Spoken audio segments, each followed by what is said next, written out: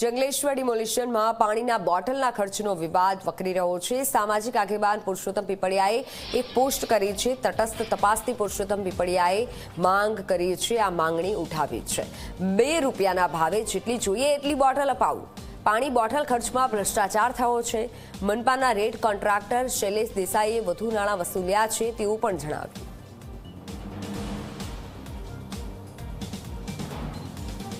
જે ₹8 દર્શાવવામાં આવેલ છે એ 4 ગણો ભાવ છે, કારણ કે પાણીની બોટલનું વિતરણ દુઃખ નિવારણ સાહેબ ગુરુદ્વારા તરફથી અમોએ સંયુક્ત રીતે કરેલું હતું।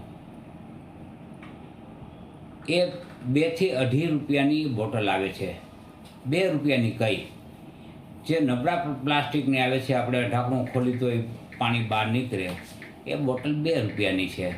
અને થોડુંક મજબૂત પ્લાસ્ટિક હોય છે, એ બોટલ ₹2.5ની છે। એટલે સારામાં સારી ઉત્તમ ક્વોલિટીની બોટલ ₹2.5માં આવે છે। આમ છતાં ₹8 ભાવ એટલે 4 ગણો ભાવ કોર્પોરેશને ચૂકવ્યો છે। આ પબ્લિક મની છે, પબ્લિક મનીનો આ વ્યય કેવી રીતે?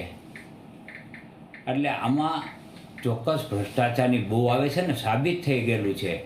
આની સર્વગ્રાહી તપાસ થવી જોઈએ અને જવાબદારો અને જવાબદારી નક્કી કરવી જોઈએ, અને જવાબદારો પાસેથી આ રકમની વસૂલ કરી અને તેને કોર્પોરેશનના પદ ઉપરથી હાંકી કાઢવા જોઈએ।